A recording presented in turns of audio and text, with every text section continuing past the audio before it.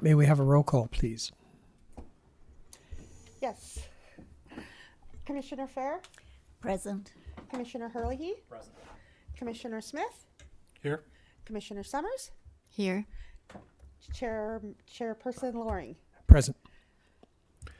Commissioner Stevenson is available or is on Zoom. If you can, we have to take a vote to give permission for him to participate. All right. My understanding that he's qualified for the to participate remotely. Yes. Correct. He has a qualifying condition. Are there any objections to allowing Mr. Sievertson to participate remotely? Seeing no objections, so ordered. Thank you. Minutes. The minutes of our January 7th meeting have been distributed. I presume you've had a chance to read them. Are there any additions or corrections to the minutes as distributed? Seeing none, are there any objections to adopting the minutes as distributed? Hearing no objections, so ordered. Nothing under hearings. Old business. There we go. Did you want me to say something? Yes, so the old business is just ongoing commission input on eurekahistory.com, content and updates. If anyone noticed anything, send Raylene or myself an email. It needs to be updated, as well as the historic preservation incentive ideas. Our team did meet with our communications project manager about the Talk Eureka webpage and how we might be able to use it for the HBC fan club or, preservation resources for the community to talk amongst themselves. There's quite a few features that could be beneficial for this effort. So in an upcoming meeting, we'll present that to you. Okay. Probably April at the latest, All because right. I won't be here for the March meeting. All right. Is there anything else under old business? Then we move on to new business. Before we get into that, do we have any idea what the status is on replacing our now retired commissioner? I do not have an update, but we will get you one for the next meeting. All right. Then We don't have any. We might have an old application. I'll check in with the city clerk. We don't have any. We've been advertising it, and then I know on March 24th, the evening of March 24th, we're having a presentation where all the different departments are going to come talk about what they do, and it's supposed to be for both people who are interested in running for city council and people who are interested in being on boards and commissions, and you're all invited too if you're interested. Okay. All right. Thank you for allowing me to do that. So, zoning code update. Nice, dense documents. Thank you. Yeah, thanks, Chair. Where do I start? I have a PowerPoint to go over some of the standards, and if the chair's all right with it, I wouldn't mind if people just butted in while I'm talking with their comments instead of waiting till the end. Okay, so for a variety of reasons that were discussed in the memo that you all got, the city is proposing to move away from a discretionary design review process with subjective design review criteria towards 100% objective standards and administrative approval. And the framework we already have with our signs regulations. So right now with our sign regulations, if you comply with our detailed sign standards, you can get an administrative sign permit. If you want to do something different, then you apply for a discretionary, creative, or programmatic sign permit, and then you go before the design review committee to deviate from the sign standards.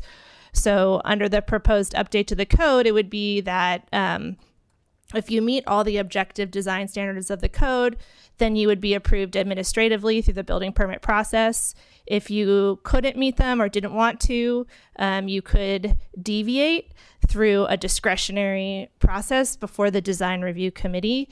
And the standards, the findings for approval of that deviation would be the intent statements that are in the code for those standards that you're proposing to deviate from.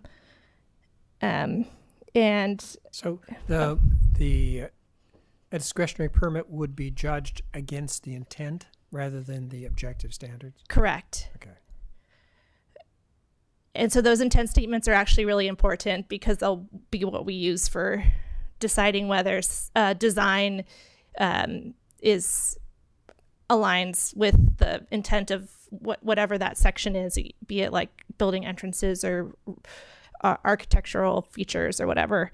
And then in parallel with that change to the design review process, we're working on strengthening our objective design standards. So we've hired a consultant, Ben Noble, who helped us do a code diagnostic and also look at our subjective design review criteria and think about how those could be translated into objective standards.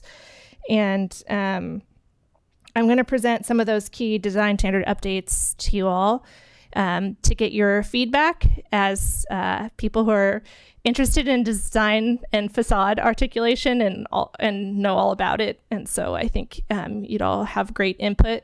And then we could also, at the end of the presentation, talk more broadly about how this affects historic preservation.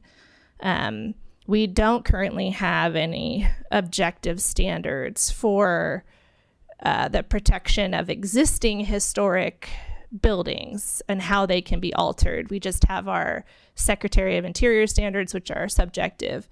But a lot of the state housing laws have exemptions from this objectivity requirement, specifically for and ministerial approval requirements for historic resources. So for instance, SB 9, which allows a second single family home on a single family home lot, like attached or detached, it has a carve out. It doesn't apply to listed properties. There are some exceptions though in state law. The Housing Accountability Act that says you cannot deny a project unless if it's consistent with your objective standards. There's no historic carve out for that.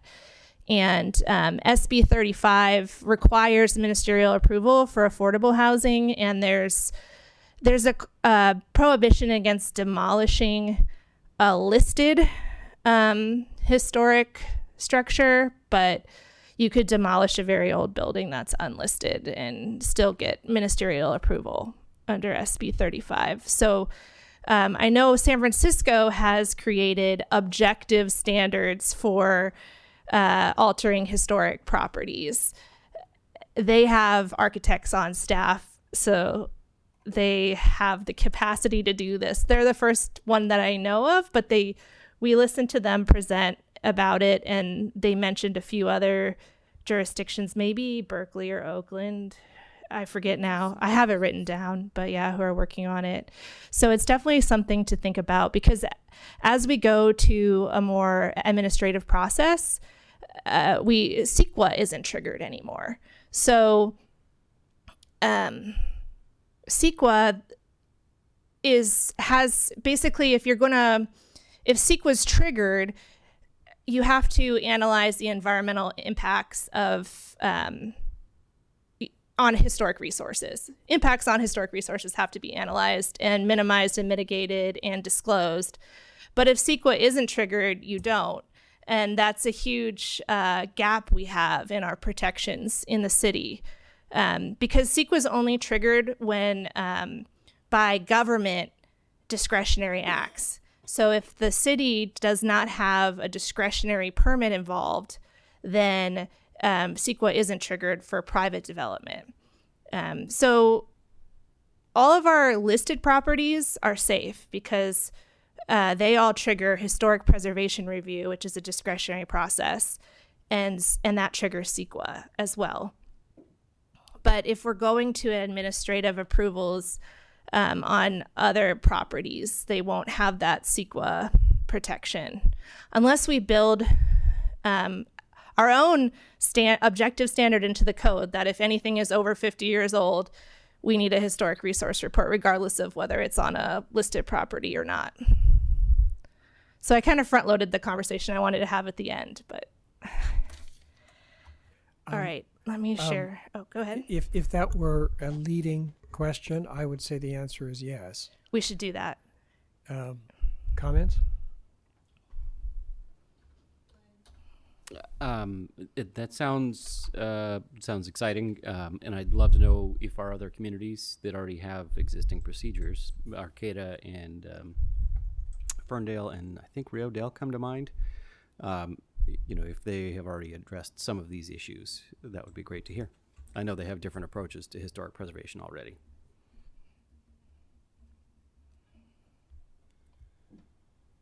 Comments? Question?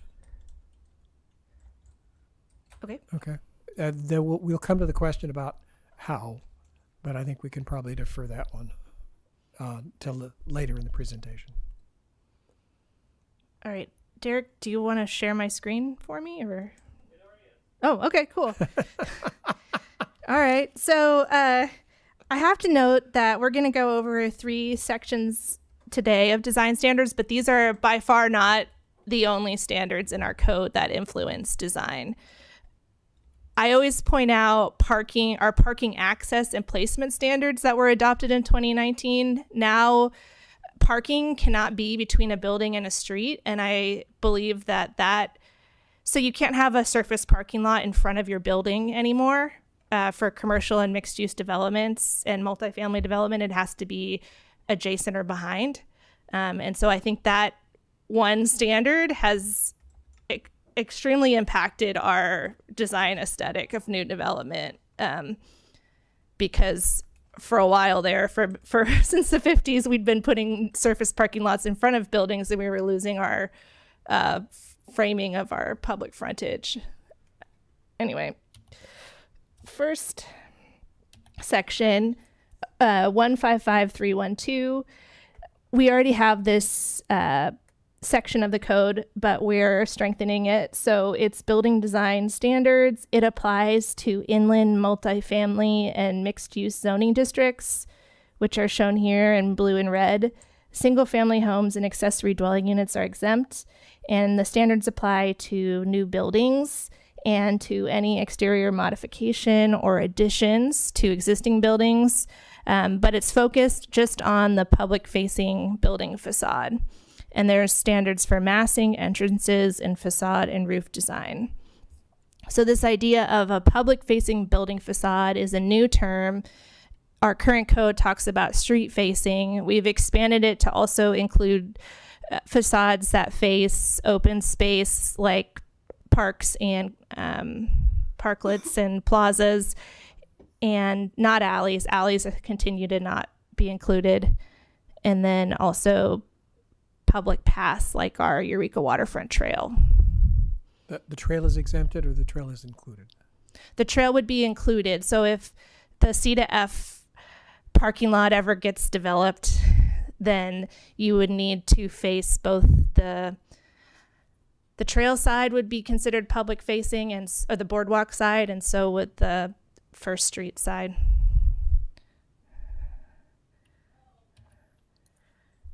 So we're retaining our existing standards. We have a standard about orienting your primary entrance and towards the street and connecting it to the street.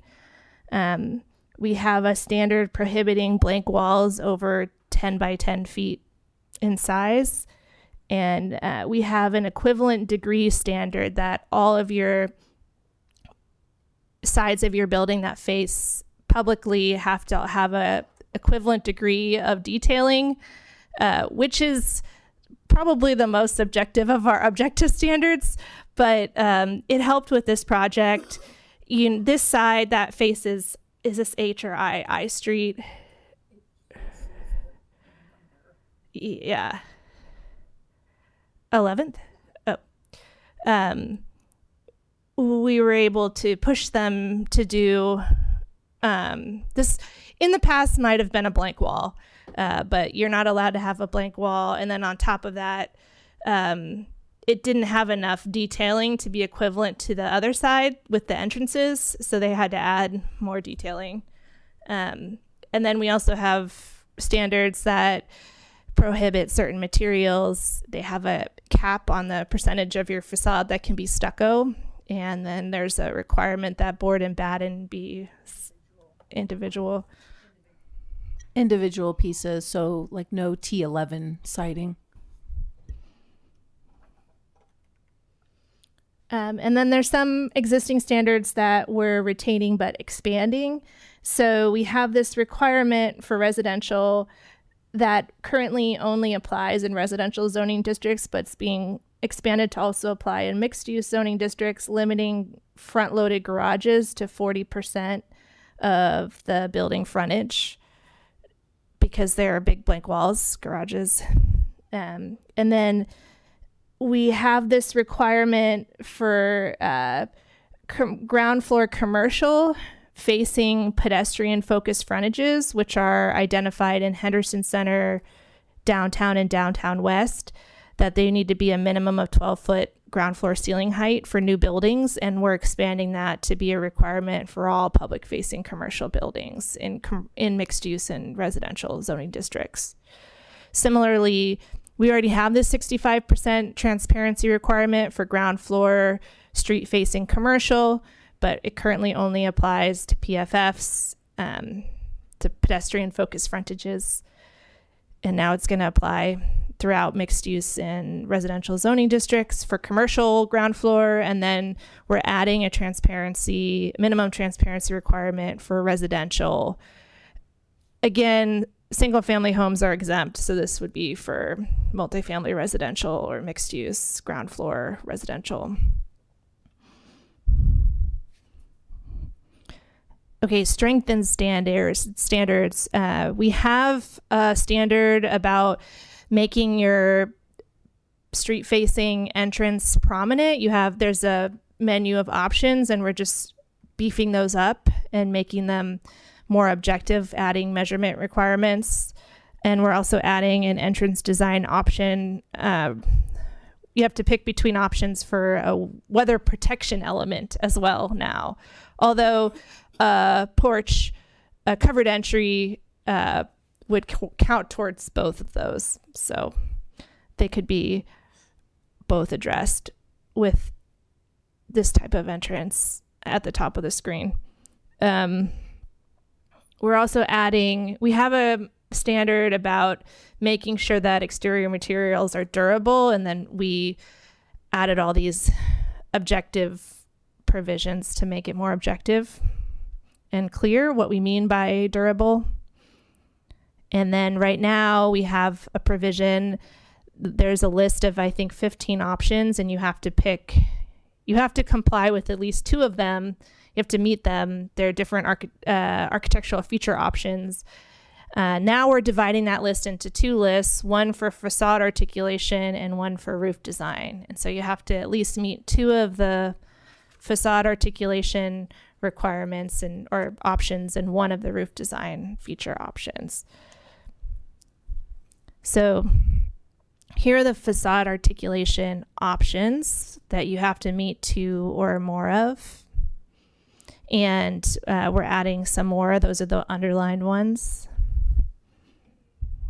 Feel free to jump in if you guys have comments. Is this the area that dealt with shutters? Yeah. Shutters is there. Tell me, don't do shutters. I can take it out. I think I've shared this with you. I'll share it with the commission. I think of shutters as something like hair pieces. There are places where they're appropriate, but they're usually hideous. A shutter that works, a shutter that's proportional to the window it's supposedly going to cover, makes some sense. A shutter, a 18-inch shutter on a 60-inch wide window just offends me. Yeah, I agree with you. And we can take that out. We have rigid window coverings, so we could take out shutters. That's my personal preference. How do you guys feel about it? Yeah, the concept of is it a functional shutter? I mean, if it was described as such, that make a lot more sense. Yeah. Versus, a vinyl shutter that's got a 15-year lifespan before it falls apart, and it's screwed onto the wall in 4 locations, so it doesn't move. How you use these descriptions has to be carefully thought Yeah, out. the way it's written now, it could be a fake shutter, so we can fix that. How do you feel about it?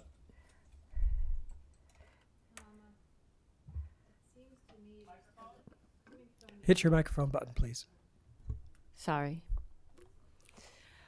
It seems to me like building a burrito at the moment and kind of arbitrary in a sense. I mean, there's so many specific components that go into any one of these, and my concern would be, first of all, how easy is it to get around these to comply but not comply, like the artificial shutters? And also, how is this guaranteeing a seamless design or something that doesn't look like my kid built it in Minecraft? You know what I mean? It doesn't, right? Right, and that would be my biggest concern is what are we setting forth to encourage people not only to build something seamless and attractive, but respect the design elements we already have established in our community and encourage them to not just put the bare minimum, which is choose 2 of the following, but really the actual design. So I queried cities, and about 200 cities and counties in California are going to objective design standards because subjective standards you cannot use anymore. So they don't give you any local control. Basically, the state is like, you can have local control at the time you set the rules, but that's it, and they have to be applied uniformly, and you can't do this project by project approval of housing anymore. I would be interested to find out how larger cities like San Francisco do resolve this, because So there's different levels of objective standards. And for instance, Santa Barbara hired Opticos, which is a very expensive firm, and they have standards where you have to pick an architectural style.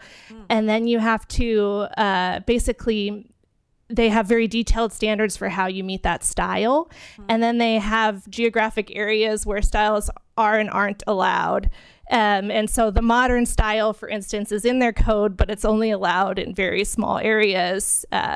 And so that is a way to force somebody to pick a architectural style and stick to it.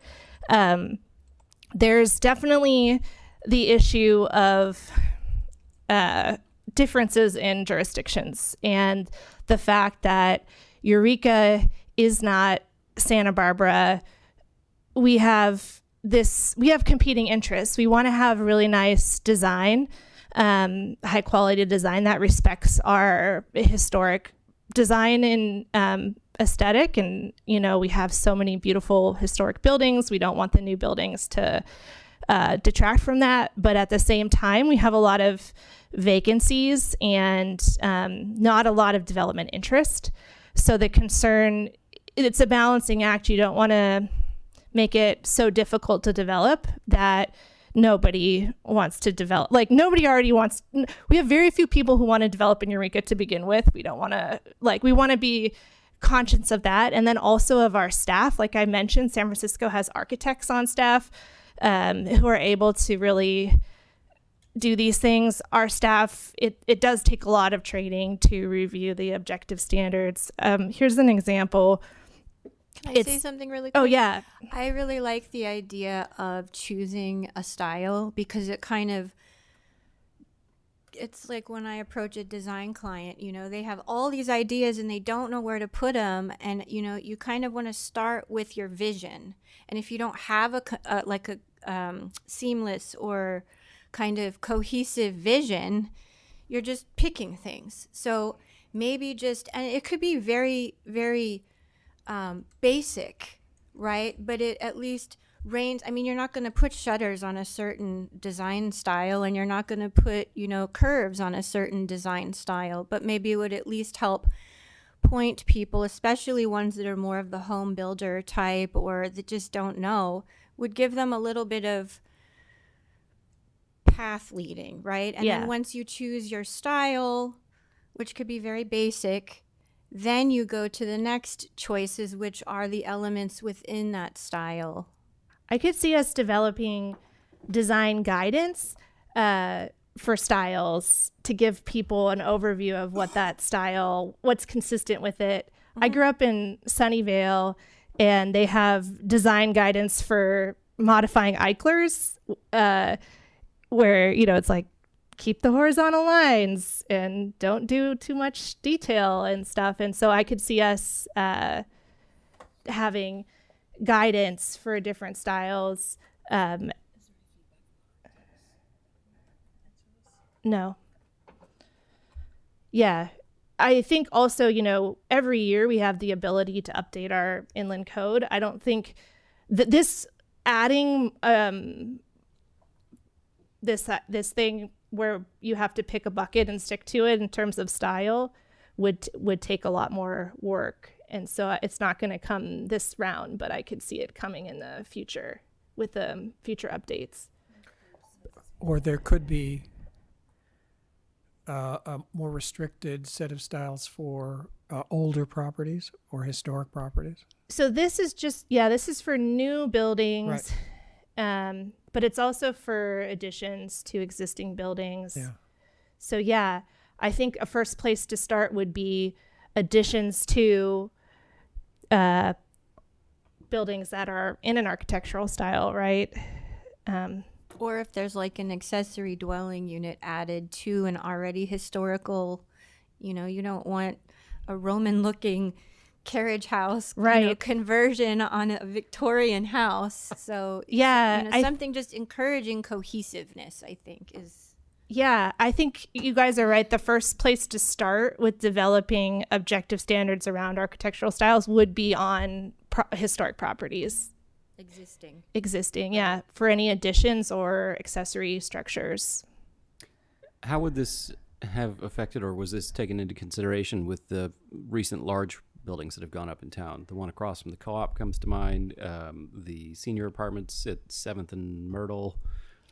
Yeah, we took pictures of all those when we were trying to strengthen the objective standards. Those two were subject to objective standards, but the one across from the co-op definitely did the minimum. I think they got credit for window trim. Or was it before? I don't.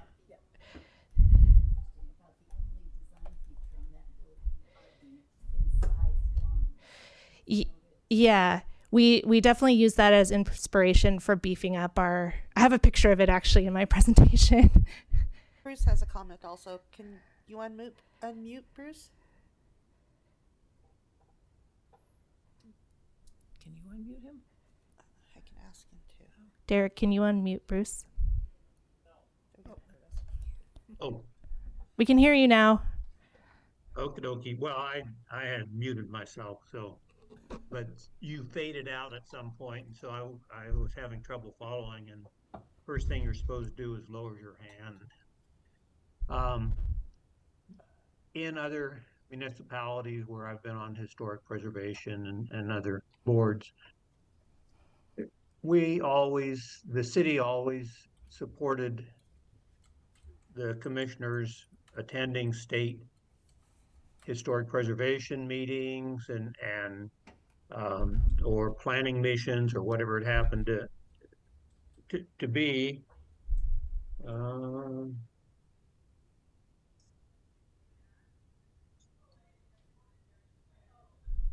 Sorry. And when I came to Eureka and was first appointed to historic preservation, I was very surprised that nobody went to any state meetings. And a lot of what you're talking about here is and has been actually 20, 30 years, 40 years ago, been discussed at the state meetings that I attended. And I'm just raising my hand here and making a comment that even if that it's really good to go out and get a little education. And what you're doing is educating us, but at the same time, you can find out easily about what San Francisco did or Sunnyvale did or Santa Cruz when you're talking about not having parking in the front of the businesses. Their Pacific Avenue Mall is all fronts for businesses and residential areas on the upper stories and everything, and all the parkings and structures behind the Pacific Avenue Mall. And those things can be shared a lot easier if we as individuals go, or as a group is what I always did in the past, go and attend meetings. Santa Barbara is a good example. I've gone to numerous meetings in Santa Barbara. Santa Barbara banned drive-through businesses maybe 35, 40 years ago at least. And every time one goes in on 101, and I just cringe when you get to Myrtle or R Street and the traffic is backed up onto 101 because McDonald's and other businesses there have drive-throughs. And putting an extra traffic light in, I was totally shocked when the traffic light for In-N-Out Burger was approved. It causes such congestion. And other cities did away with these things, again, 30 and 40 years ago. And perhaps we could start attending or encouraging board members, commissioners to attend these things. And then what you're saying here would be intuitive. That's the end. Thank you. Thank you, Bruce. Let's get back to shutters. My recommendation is, well, I will write a letter to the Planning Commission suggesting that the shutters be dropped and give the reasons. Does the commission wish to join me in that action? Certainly. I do not. I feel like you're depriving somebody of personal expression. And I can think of one beautiful home at the corner of Huntoon and G Street that has, that's a stunning home, and it has shutters, and they're not functional. I mean, I don't think that a home, every feature should be utilitarian. I could see where you personally don't like the shutters, but there's another home at F and Huntoon with shutters, which are appropriate for the period and the design. And I think they're enhancing. I agree with Karen, and I think it goes back to design style and what's appropriate within what you're doing. And it's not about limiting a person, it's about cohesive representation within our community. And I like the fact that you're allowing for variety. I don't want to see us go down a channel where we have, four options, and then we start to look the same. Yeah, And that's, I mean, Eureka's got such a variety. Right, there are 15, rich. 15 alternatives, of which I believe the applicant can choose 2, and my suggestion was to drop 1, but I see that that's not universally, my perspective is not universally shared. I just wanted to add something. Right now in our current design review committee findings of approval, it's that the development either fits in with the neighborhood or stands out. So right now it's already been encouraged to, you can be totally different from what's around too. I just wanted to clarify that, but that would be going away. Yeah. Okay. Something that I've done myself. There's an organization called the California Preservation Foundation. I think it's based in Southern California, and I've taken couple of their classes, or this one was particularly about how do you establish a historic neighborhood, because where I live, we were interested in that as a means for preserving the homes and not getting a stucco box stuck in between you when, the house burns down next door and the people don't want to build. What protections are there for that? But if you don't leave physically to go to places, this is a group where they take people from Sacramento, maybe Santa Barbara, San Francisco, and somewhere down south in LA. And they went over objective and subjective standards and finding that wiggle room to preserve these historic or aesthetic things, but codifying them into objective standards. And I thought those were interesting. It's something that we could do in lieu of traveling. Yeah, so it sounds like the idea of providing greater in-depth education is something we should discuss at greater length. Yeah.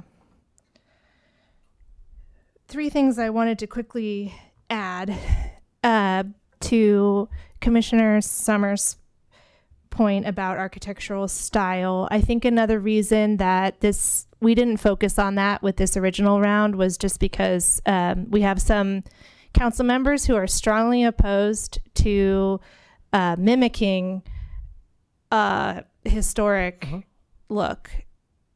They feel like if you're not historic, you shouldn't look historic. So they're anti-Santa Fe. And then food drive-throughs in I think it was 2023, the city council did have a meeting where they considered banning drive-throughs. And so I can keep you abreast of if that ever comes up as an issue. Again, they were split on it and then it got dropped. Yeah. I remember it as being relatively bloody. So going back to the city council, so there can be no revival movements of previous architectural styles? Is that what you're saying? They don't feel like we should make everybody be Victorian. Like they're offended by that like postmodern Disneyland fake Victorian look. They want it to be, if you're not historic, they don't want it to look historic. Right. But that's different than like an addition or a building that's on a lot that has a historic structure. Right. Well, and I think, sorry. Go ahead. I think there's a difference between the design style and its age, because I've seen lots of revival styles that become their own styles, and I don't think that it's about if it's historic or not. I think it's about if the design is cohesive. Yeah. The council is more or less in alignment with the state historic standards, Secretary of Interior standards, which says you don't create a false sense of historicity. But you do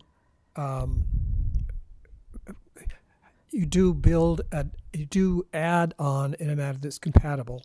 And the example I give of that is the addition to the Clark Museum, which is very clearly a new building, but in scale, design, and detail, it reflects and is compatible with the original terracotta wedding cake that it's an addition to.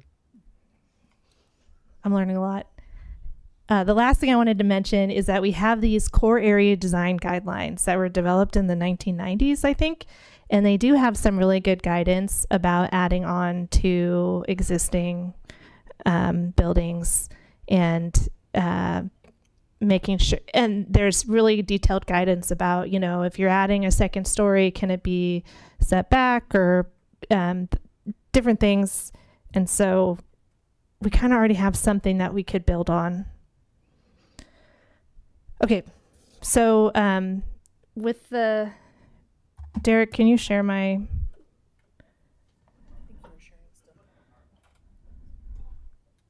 Oh, okay. But they can't see my. Flip on the PowerPoint window.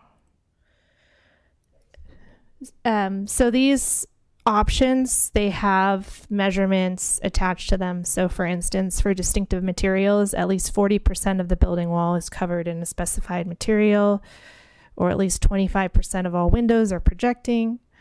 And there's rules of measurement. This new section, roof design, you select one of the following, and one of them is just having a strong band around the top of your building. So this link housing project would qualify for that, even though it's a flat roof, there's a cornice.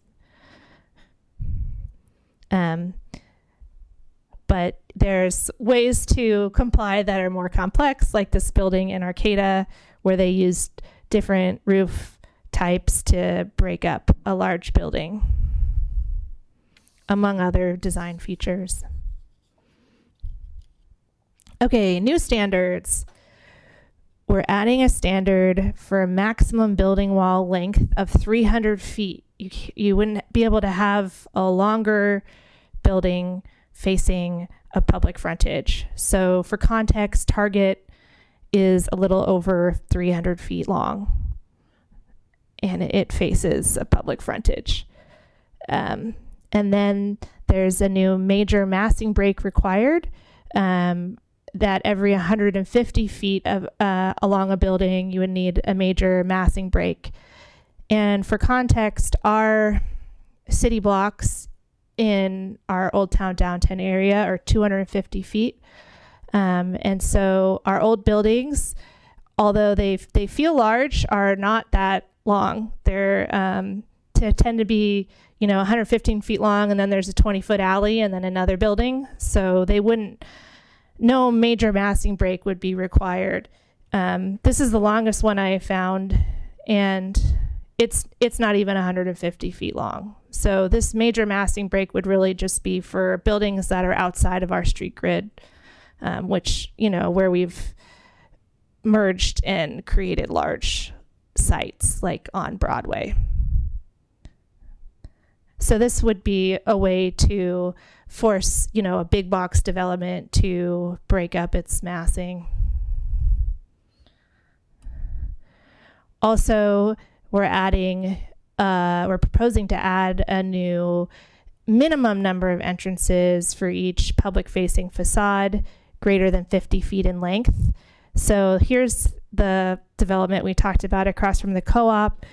It, on its side, it's just a box. There would be no major massing break required because it's only 115 feet long on this side, but there would be an entrance requirement. We also added standards for front-loaded garages serving individual units, where you have to pick one from this list of options to reduce the visual prominence of your garage, like adding a ribbon driveway or recessing your garage. And then we also added standards for parking garages to ensure things like that vehicles that are parked are screened from view from the street, and there's separate pedestrian access so you don't have to walk through the driveway, and minimizing the width of vehicle entrances.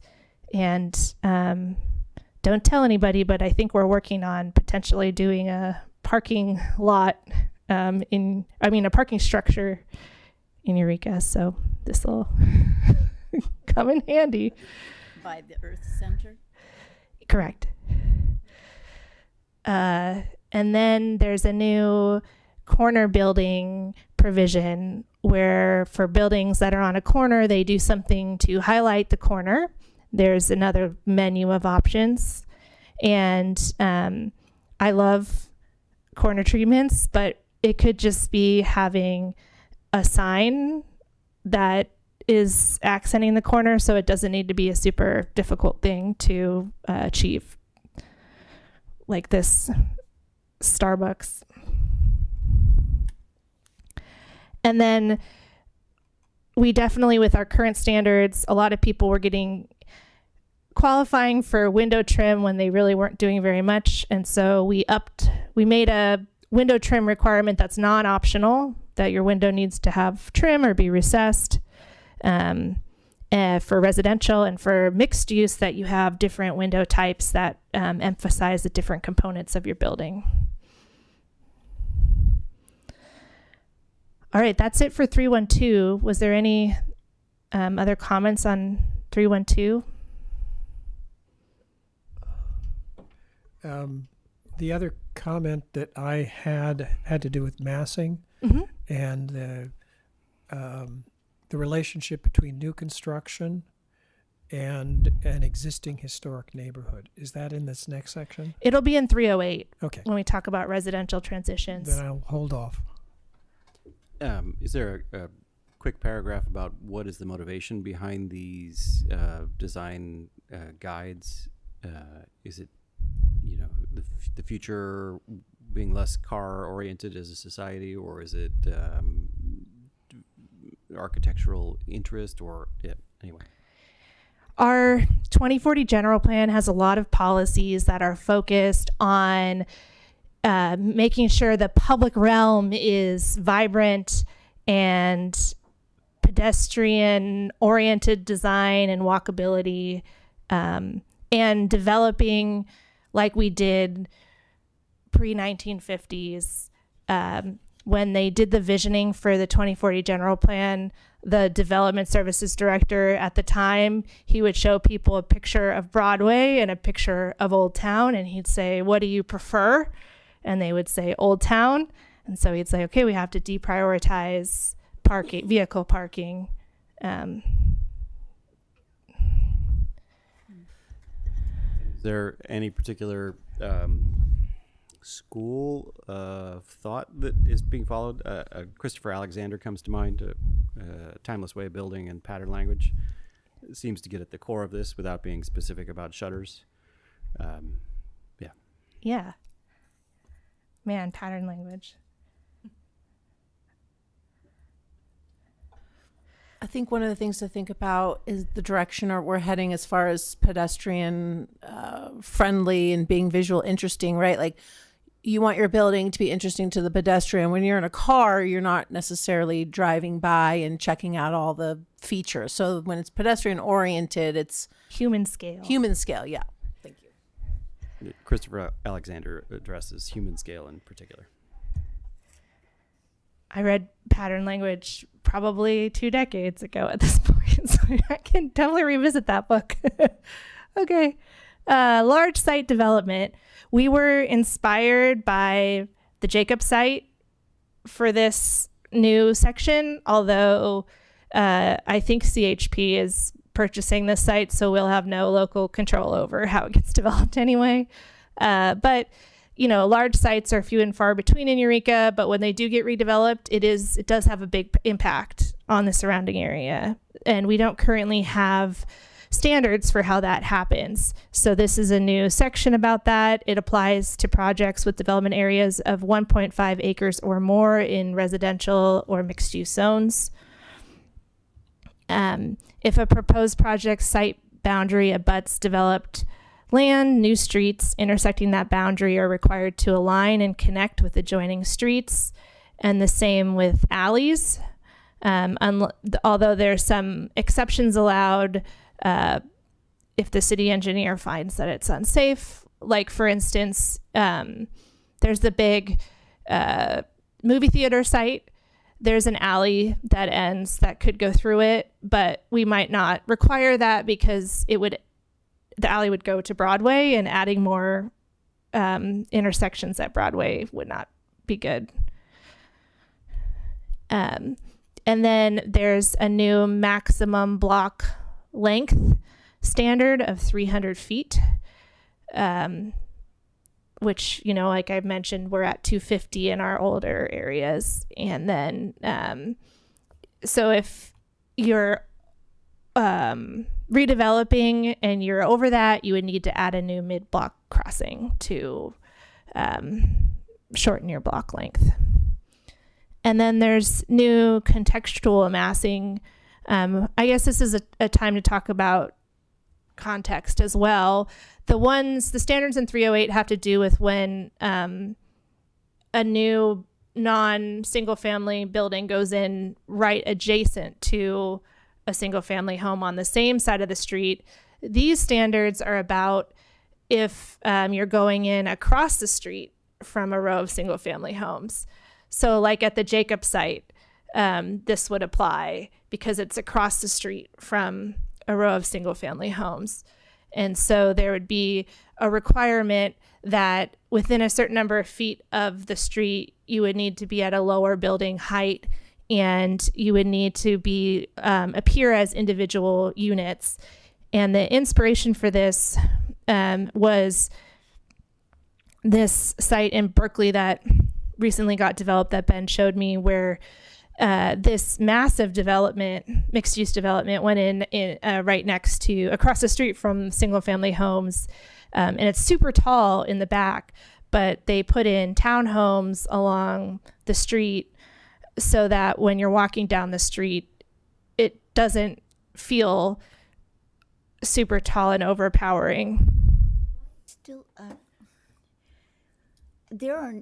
does it appear to be a setback on some of these buildings? Do you address that as well? It just seems like everything is being built to the sidewalk in everything I see, even these new 4-story ones.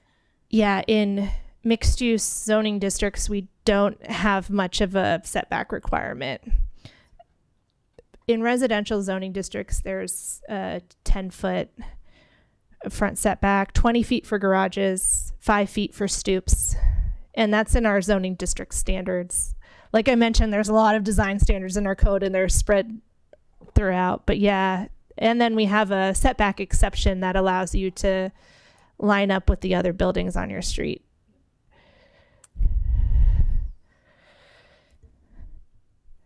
And then we have new standards for rooftop and ground mounted mechanical equipment. We had them before, but we added some objective or just stronger requirements, like the rooftop equipment needs to be architecturally integrated, or if not, it has to be set back 10 feet and then architecturally consistent. A standard for accessory structures when they're between a building and the primary building and the street, that they have equivalent degree of quality of materials, not equivalent degree of detailing, just quality of materials. And then the single family transitions, this is the last bit, Chair, that I think you might be wanted to talk about, but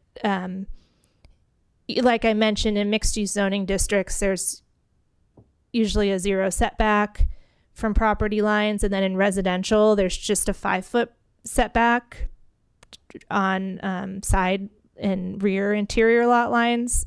So this is saying if you're not a single family home and you're going in on a lot adjoining a single family home, you need to have additional setbacks just to not be so overpowering.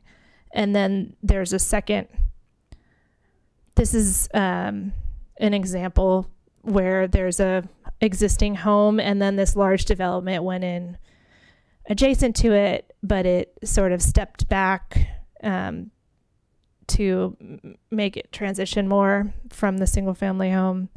And then there's a proposed new standard for the sidewall to have massing break as well in these situations to break up the massing next to single family homes. I think we had somebody come talk to us that owned a Victorian on Boone, and there was a new development going in right next to them near Fairfield, and they were concerned about this kind of a height element, and would have been lovely to have that to talk about with them. Yeah. My concern, this is one of my areas of concern. Assume that you have a neighborhood which, a block which is, pick a number, 70% historic structures. And you've got a vacant lot there. I would like to see the infill in that particular location, in that particular circumstance, reflect the setbacks and the massing of the existing structures. If, for example, it's all single-story bungalows, it would be jarring to have a 3-story structure in that place. So I'm not sure exactly how to accomplish this, but it would be, in terms of preserving the character of the older residential neighborhoods, West Side primarily is what I'm thinking of. Right. It would be nice to have a trigger where if you had a block that had met certain trigger criteria, then some contextual standards would apply. Would it be the block, or would it be the either side of one side of a block where? Yeah, I can make arguments for both of those, but yes, I think it's probably more appropriate in think of it in terms of the structures on both sides of a street rather than the block. The block as a whole. And then, yeah, I have seen standards that get triggered in situations where, and then you have to be within the average or the range that exists there.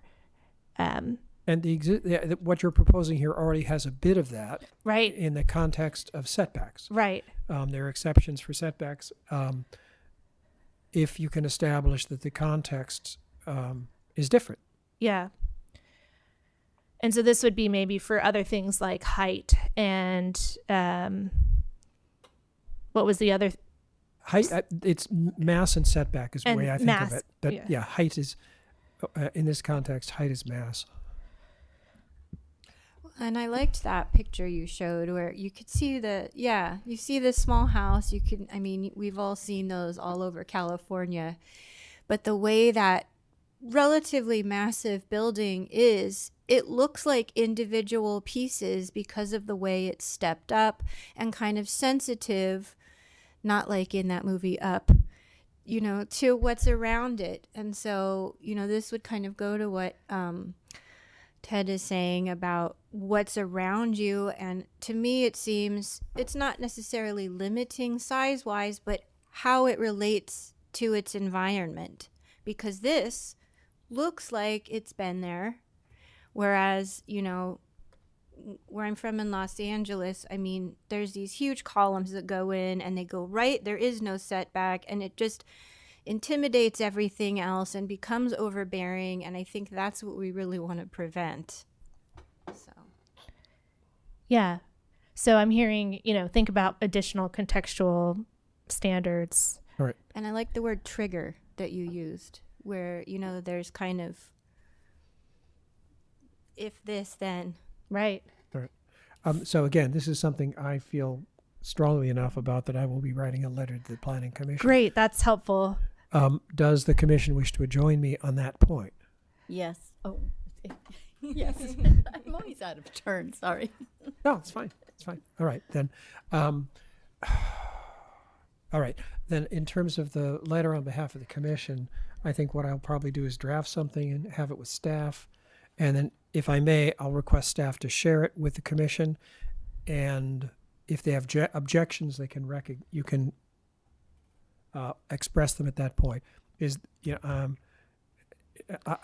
hope Address it to the city council, though, not the planning commission. Okay.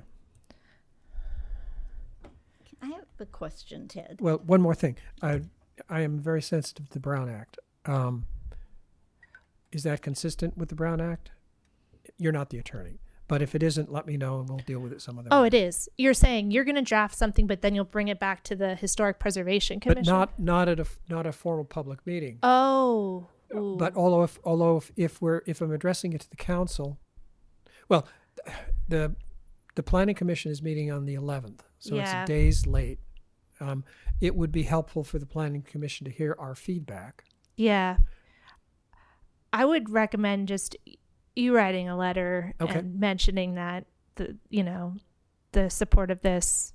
If everybody's giving a thumbs up right now, All right. Okay. All right. I'm trying to imagine a way to deal with this collectively that's consistent with the Brown Act. yeah, and I don't can't think imagine an one. email would work. I can't imagine one. So I'm step seeing out the there. fake shutters on this now. Thanks, Ted. Now I'm going to see them everywhere. I think that's it for the standards I wanted to cover. And your feedback was very helpful and is making me think more. And I think, you know, a lot of it we can address in what's great about working for a local government is we can update our code constantly. So some of this will require, like this additional contextual massing trigger will require more thought and time. But we can get it on the list of things to update our code with. Let me ask you a question about that. When we're talking about this mass and kind of being sensitive to the adjacent buildings and just feeling of that area, would that have applied to those new apartments that are down on Boone as you get to Little Fairfield? You know, they're mostly single story or story and a half Victorians in there. There's a couple maybe modern, but they're mostly older homes. And now we have this, it's just so dense. It is jarring. You know, I realize there's this demand for housing, but it seems to me that could have been done with less concrete and maybe some setback to soften the effect. Do you know which? ACGC. Yeah. In fact, the first time I was attending Yeah. the commission, that couple was represented by, Chuck Petty spoke on their behalf, which is neither here nor there. It's just, would there be a way to mitigate that concrete jarring effect in the middle of Victorian houses? So we need to have an objective standard for what you're getting at. So what about it? And then how do we make that a uniform objective standard? Okay. All right. And the tricky part too is that under the Housing Crisis Act, we are not allowed to reduce residential capacity until the act expires. Currently it's set to expire in 2030. So we're stuck with our current maximum building heights and minimum setbacks. And, you know, some of these objective design standards we're adding maybe affect the overall envelope a little bit, but then, but I don't feel like the state's going to come after me for that. But if we said, hey, we're going to reduce the height limit from 35 feet to 20, that would get picked up and it would be problematic with the state. And I think what's also been kind of painful for the community is a lot of the single family historic structures are in multifamily zones, and they've been in multifamily zones from the previous zoning code.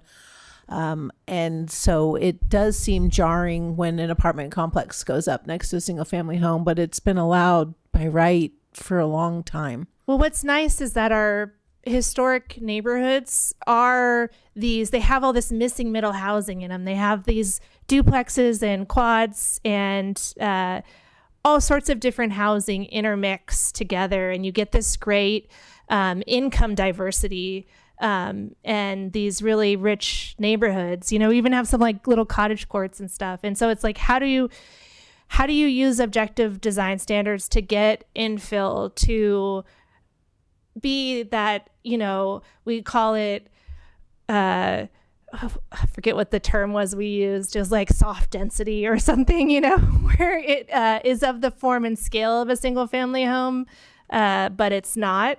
And so it fits neatly. And how do you use objective standards to get developers to develop that way? And luckily all the cities in California are grappling with this. And like Bruce said, we're constantly looking at what others are doing, and hopefully, you know, more and more best practices will come out to. If that expires in 2030, are the objective standards that we might create going to be not in effect until 2030? No. I'm arguing that the objective standards we're proposing aren't reducing residential capacity and therefore are allowed. We're not allowed to adopt any new subjective standards. the Housing Crisis Act says no new subjective standards until it expires. And so that's another reason we're doing this, is because our coastal zoning code doesn't have our newer design review criteria. It still has ugly, inharmonious, monotonous, and hazardous. And so, and we're doing a comprehensive update of the coastal zoning code.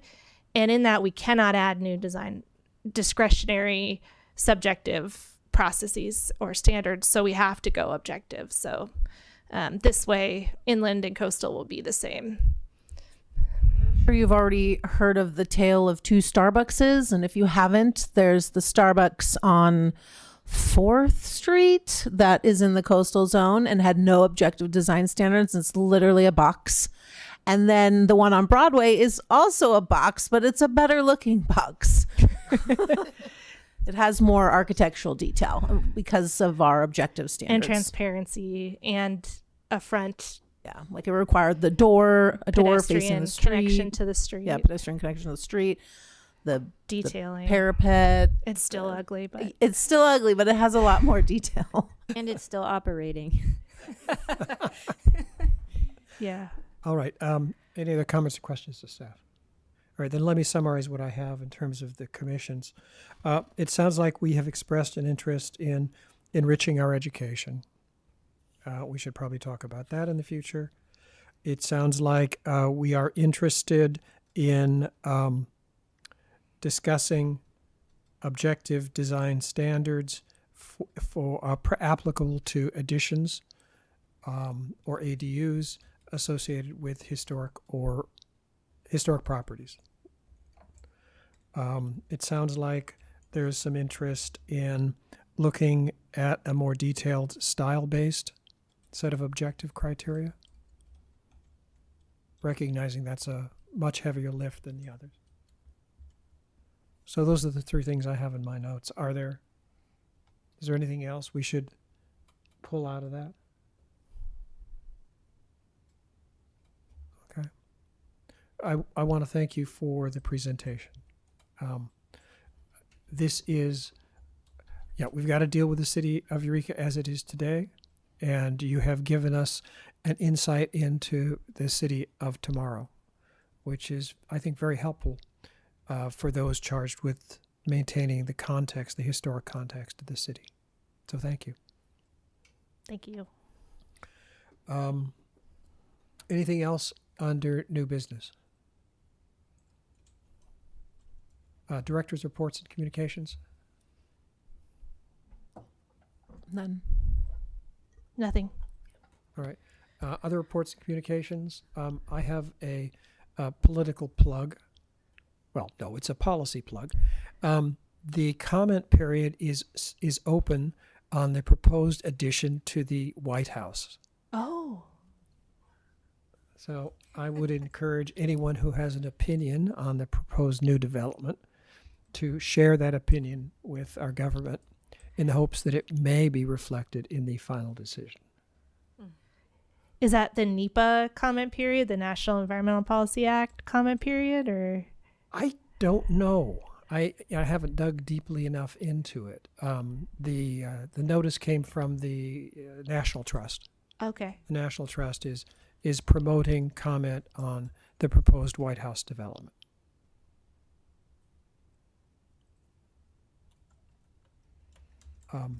Any other reports or communications?